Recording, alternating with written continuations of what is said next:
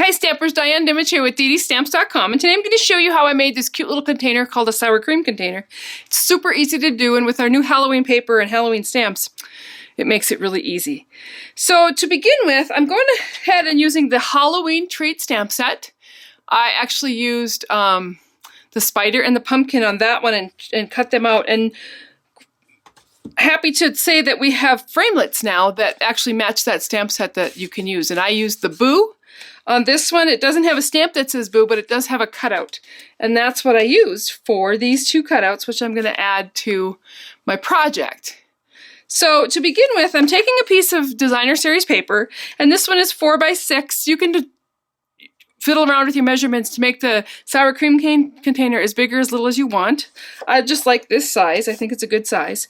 And to begin with, I'm going to come down using fast fuse and add a strip of fast fuse onto my edge of my cardstock. You could also use our tear and tape. That would hold enough too. And then I'm going to take that same fast fuse along the top of my box. Now when you're using fast fuse, you shouldn't pull it like I just did. You should run it down and then check it.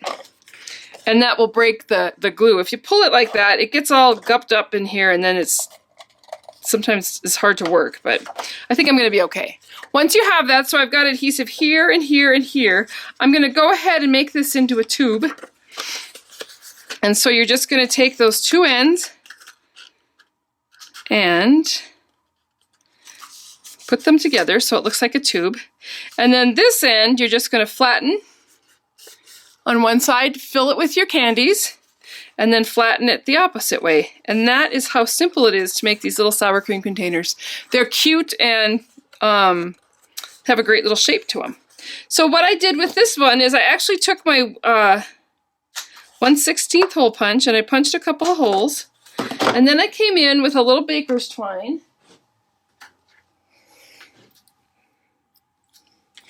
and I think what I'm going to do is I'm actually going to layer these on. I have two of these boos cut out. One's cut out with the black glimmer paper, and then one's just cut out with a piece of designer series paper.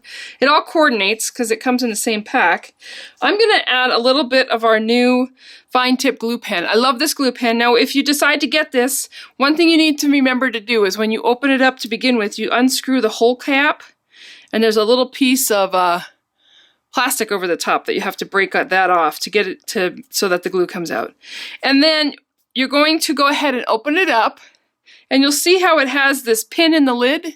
When you go to put it back together, I hold it like this to kind of keep things steady so that you can make sure that that pin goes right back down inside where the opening is, and that will keep it from clogging up. It's a great little glue pen. You just need a little bit, but it works great for little objects, words, anything that you just need a little bit of glue, but you don't want it like all over. So once I've done that, I'm going to offset these so that it looks like that boo is the shadow, I think. And glue that down. Probably should have done this before I started the video, but I didn't, so. And then I'm going to go ahead and, oh, you know what I want to do? I want to thread this boo. I'm just going to thread this baker's twine right on there. This is just going to kind of hang off, maybe. Okay, first I need to do is start the threading of my baker's twine. Then, at least I got one, put my boo on there. Let's see if I can get that to come through the... I have a little threader around here somewhere. So if you have a needle threader, that works great for this. You can stick it in there and then pull it through. Once I'm done that, I'm going to go ahead and take that thread and go right through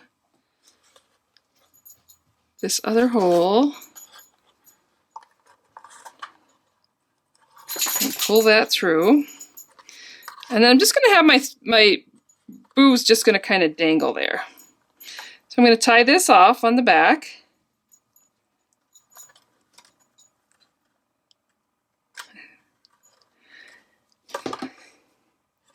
cut off my extra. And then I took some of our ribbon.